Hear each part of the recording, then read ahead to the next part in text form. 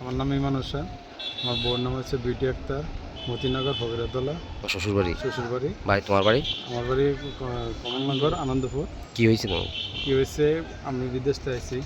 আসার পরে আমি টাকার চাপ দিছি, বাড়িঘর কর্ম টাকা চাপ দিছি। তারা কয় আর্জনা কালকা। কি টাকা? বিদেশি টাকা তার কাছে।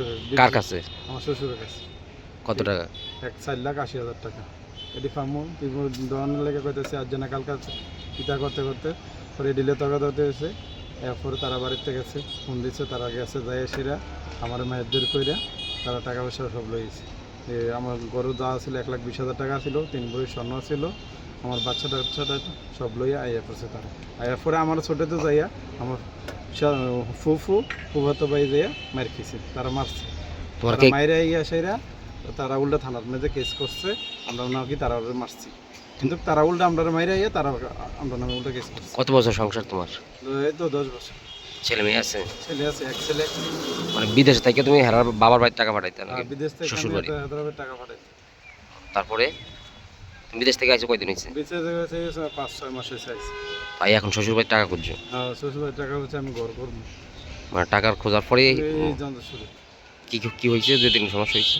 যেদিন সমস্যা হয়েছে তারা গেছে, তারা টাকা দিব, এই আইসেরে কইতেছি টাকা দিব, তখন না তখন এই কইতেছে আর কি দিব, পরে কয়ে দিত না, এই দিলে তর্ক কইতে তারা কয়ে তারা দিত না, এরপরে তারা গেছে।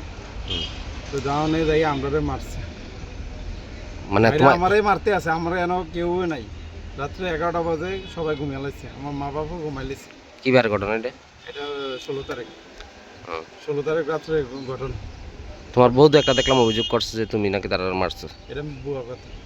তাই উল্টা আমার আরো কি কয়, আমি মা বাপরে খাই থাকতাম না, মা বাপরে দেখতে পারতাম না, আমি মা বাবা করে খাই যাই এটা দেখতে পারতাম না। আমি কিন্তু সবাই ছাইরা দিছি, মা বাপও বোন বাগিনা সব ছাইরা দিছি। তারা কই তখন মা বাপের কাছে যাইতে পারতাম না, আমি মা বাবা করে যাই খাই এটি দেখতে পারে না।